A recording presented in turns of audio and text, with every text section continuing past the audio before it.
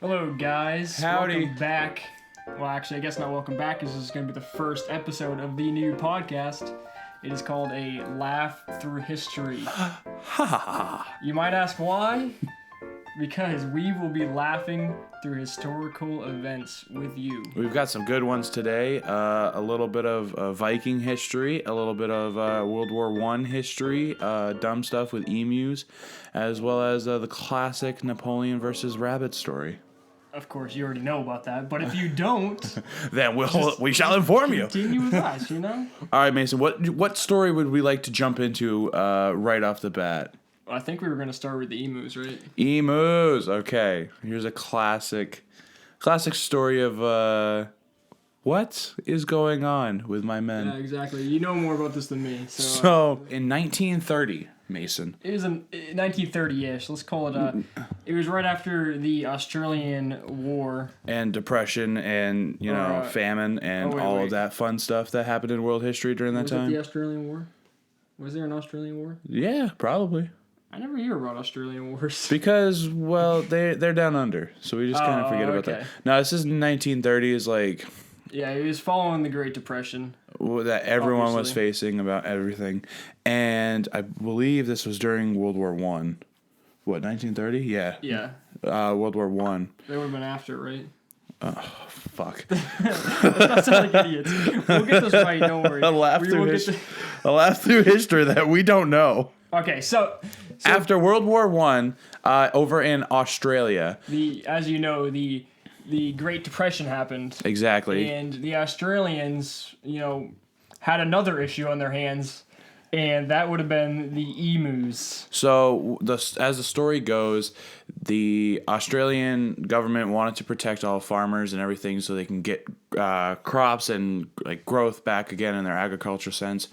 And as they were solving everything and like trying to figure it all out to get everything, they were like, "Oh, hey, Yeah. we have a huge issue where there's like thousands of emus just And chilling." of course, like with farms, especially since they're doing wheat, you need a lot of land, and you need lots of water and stuff. And when you have this much emus, they're like, I don't know how much it was. I'm just imagining in the article that we were reading, imagine like a bunch of rats, like just kind of in a small suburban home. Yeah, except apparently these things are evil. So imagine a bunch of Evil master splinters. Yeah, evil big rats. Yeah. Evil master splinters. Master Splinter gone to the dark side. And so you had the master splinters roaming around your suburban home. So what does the Australian government do, Mason? Well, they just say go kill all those motherfuckers. They send all their World War I veterans out. They're like, we know that you guys just fought like hard, but we just need to do one more thing. It's easy, very easy. So the Australian government basically just says that you guys got to go kill all these things. It's going to be a pretty easy task. Hold on. This is how it goes. Boys. They don't have that accent yet. Boys, I know you just got off a war. I know everything's tough and you want to go see your families. But, Sergeant, we have a bigger problem. That's your Australian accent? And they go, what is it, sir? Yeah, so basically, they're like, we need you to go fucking massacre thousands of emus, just like we tried to do in World War I, before, all the crap warfare, and, before everything was just bonkers, and there was before, like, tanks and shit, and everyone was just dying in trenches, and it was bad. But these things are emus, they're just big rats, so they're like, just go and just, hunt them, maybe they taste good, So, at one point in this little warfare across Australia, they found a group of 1,000 emus. Just chilling in a field. Similar to rats in Ratatouille. So just imagine that. You find 1,000 emus. What do? You're like, I'm just imagining them all packed. So I'd be pretty frightened, I guess. I mean, I'd be like, what are these things going to do? I don't know what an emu does. I would do exactly what the hunter... I'm getting on my AK, my M16. I'm hunting. And I'm plowing them down. Well, it didn't work that way. Because they're fast as fuck, and they'll shove their head on the ground, and they just... Well, I don't think that was their issue. I don't think they shoved their head underground. Oh, no, not in this case. They shoved their head other places. Needless to say, you are correct. Needless to say, the emus emus won. Yeah, the emus, they got pretty pissed off, and so they decided to kill everyone. Well, not everyone. Not everyone, but they decided to... They killed enough that the soldiers were like, yeah, we're done with this. We just fought a hard war, and we're just, We can't stop the emus. You could plant the wheat with the emus. So now I see an emu in a whole different light now. I thought they were just peaceful little two-legged weird creatures. Little half rats, but no. Yeah, but no, now they're they infest, They infest and they conquer. Sadly, though, the World War I veterans could not conquer. So that's that. Yeah, I'm just curious if they taste good. We should take a trip to Australia and see. I'm not going to Australia to taste an emu. Okay, we could purchase an emu. Not purchase an emu, but we could purchase emu meat. How do you say? Is it called an emu? Emu? Well, okay, so you have it's not like emu, but it's like emu. Emu. Okay. Emu. It's a weird word, It is a weird word, but it's okay. Say it a couple times for the audience. Emu. I'm gonna say emu. Why so sensual? Like Why so like? I don't know. What's an Australian accent? All right. Oh yeah. All right. The emus are coming. The emus are coming. That's their. The emus are coming. The Australian Paul Revere. Paul Revere of the night. The two-legged, big-bowed emus are coming. Yeah, and it just wasn't. It wasn't good. So. This transition into our next kind of ironic kind of event.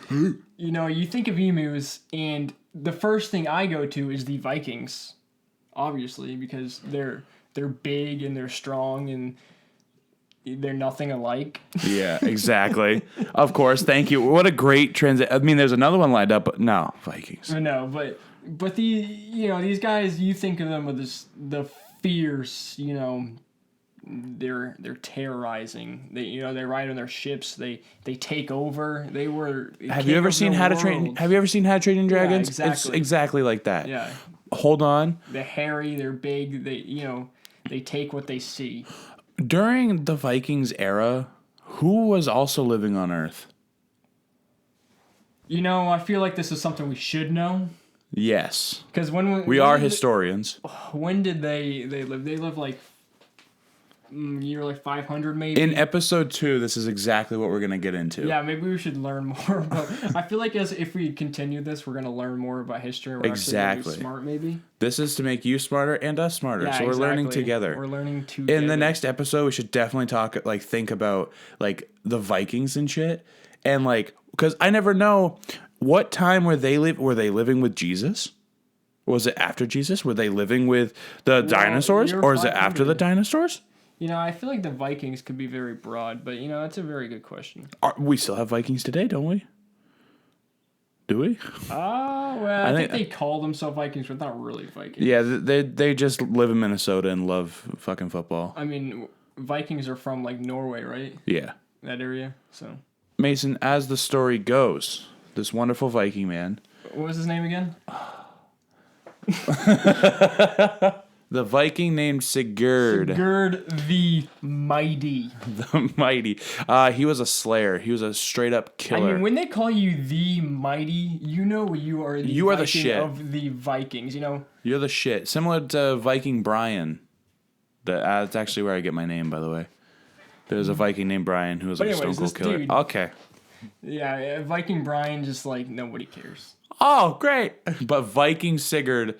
That sounds like a slur. Viking Sigurd the Mighty. We promise it's not. I can't promise anything, but he was a daggone killer, straight flipping bitches. Yeah. And he would decapitate people and take their heads as trophies. Yeah, he was very fond of that. Probably why he got so many bitches. If I had to guess. He'd walk up to the pub, slap the head down it, and the girls would just want to go bowling with it. Yeah, they're like, oh, fuck. Grab me like that head. As the story goes, they had a fight going on. And, fights back in the day were pretty formal, I guess.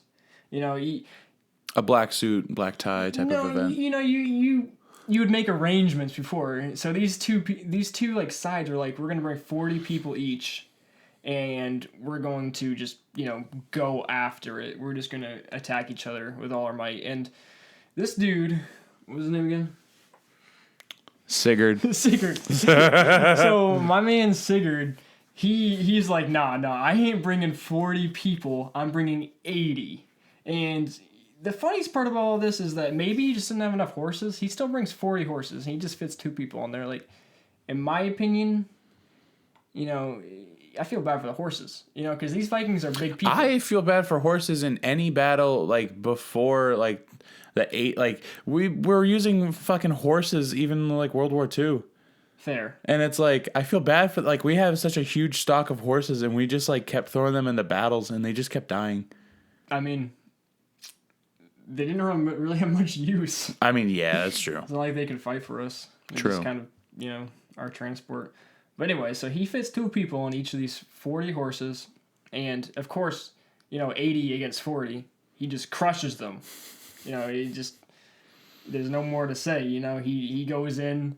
He probably loses a few people, but, 80 against 40. Just it is what it is. Slice them down. So this dude, he finds the biggest, baddest motherfucker around. And he kills this guy, and then he's just like, yeah, I'm getting some head tonight. No! Of course, I'm talking about decapitation. Of course you Of course. And why would you think it's anything else? I'm not thinking it's anything else. It was just a very good segue Naughty into man. him getting head. So Literally. anyways, this dude decides to, personally, I'd put it on a pole. But this dude decides to, like, strap it to his belt. And, I suppose he's wearing, like, a kilt or, like, shorts. I don't know what they wore. We're going to say he's wearing booty shorts. Yeah. He's wearing his Daisy Dukes. Probably. And this dude's head, his teeth, are kind of messed up. I guess they didn't have toothpaste or toothbrushes or floss back Listerine. then. Yeah, no Listerine. So, the tooth is kind of, like, rubbing against his leg the whole ride back. And the worst part of getting head. He's like, oh, but then he's like, but it looks so cool here, I gotta show off my head. So when he gets back, it's really bleeding, and he doesn't really think much about it. He's like, oh, yeah, okay. I mean, I'm a tough man, not so tough. Infection during this time was a huge thing. It was infection or blood poison. Back then they didn't have all the stuff they have today. So you get an infection, you're pretty much a goner. So, yeah, I mean, I think it's kind of funny that, like, the worst thing to happen when you're getting head is the teeth rubbing. I mean, I don't... This guy probably hates it the most out of anybody. I mean, yeah, he relates it now. Yeah, so he gets a bad infection in his legs, which then turns to death. Yeah, eventually. I mean, I don't know how long he lived, but... I'd like to say it's just very ironic, he went through all these battles. He slaughtered so many people. I mean, probably not a good man, but he was harsh. He was killed by a dead man. Yeah, he was killed by a dead man. I mean, fucking pussy. Oh, wow. Wow. Oh, wow. I'm just gonna say it, You just gotta say it. Well, I mean, okay. I was watching this movie. It's going to be a small tangent, but it'll be the same thing. Okay. I was watching this movie with Tom Hardy. Tom Hardy plays a character that gets shot like 40 times. He gets his throat cut, and he's bleeding everywhere. So everything, he still lives. At the very end of the movie, he gets drunk with his family, and he falls in a river, and he dies. Yeah, I mean... With 2 minutes left in the movie, he just dies. I mean, honestly, if I was going to go... Like, that's just the most memorable. You do something really great in your life, that it's risky, and then, you die by the simplest shit. I mean, just like Sigurd. I mean, anybody else, it'd just be like, oh, that's how he died. I mean, that's pretty normal, he got blood poisoning or whatever. But no, this man, he's just built different. He built different. Yeah. And Sigurd is no longer with us. So, again, similar to the World War I soldiers who fought the Emus and Sigurd. Rip. But when I think of the Vikings, I think of... What do you think of? Magicians. Oh, my God. Don't you? Yes, I do think of magicians. Is this another segue? Of course not. So basically, when I think of magicians, I think of a magician top hat. And what do you take out of a top hat? A rabbit. Oh, I was going to say hair, but, you know, because you find hairs in hats. Yeah, no, I got you. And what do you think of when you see a hare? A little fluffy rabbit. And when I think of rabbits, I think of the great Napoleon. Do you have a last name? No, Probably. not Napoleon Dynamite. Napoleon Bonaparte. No. So Napoleon Bonaparte. Right. He loved his magic. He loved his hares. He loved his rabbits. I mean, I don't know if he loved magic. So Napoleon, what he loved to do was he liked to hunt rabbits. He loved rabbits. Is that where the character from the Looney Tunes comes from? Yeah. You do know that? Really? What do you mean? From Napoleon? The guy who always wants to hunt rabbit. Oh, no. That was just a thing. Just rabbit hunting. I have a conspiracy about that. Anywho. Okay. So, he likes to hunt rabbits. So what he has his administration do, or whatever the heck they want to call it, is he has them take hundreds of rabbits and put them on a small playing field so he can go hunt rabbits. I mean, it wasn't a small amount. I don't know if you said small amount, but it was like 300. 2,000 or 3,000. Oh, we're talking thousands? This dude sucks. Like, it's Napoleon. Like, he's got a little syndrome going on. He would make his wife not shower or change her underwear while he was out because he loved the smell of it when he got back. That's that's true. Is it actually? That's 100% a fact. I'm not joking. I've known that for years. That's new to me. He loved the smell of stanky undergarments. And he would have his wife, like, he'd be out for months at a time and she would not change her underwear.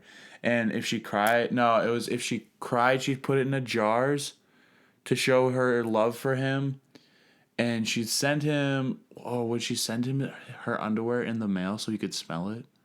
All right, so I knew this dude was messed up, but I didn't know he was like that. He's just a short little man who has something to prove. Similar to Hitler, where he has a bunch of insecurities and he just wants to murder everyone. But anyways, this dude, he makes his men send out like 2,000 or 3,000 rabbits, and he just goes out for a nice little hunting trip. I mean, but is it nice? I mean, it was probably nice for a bit.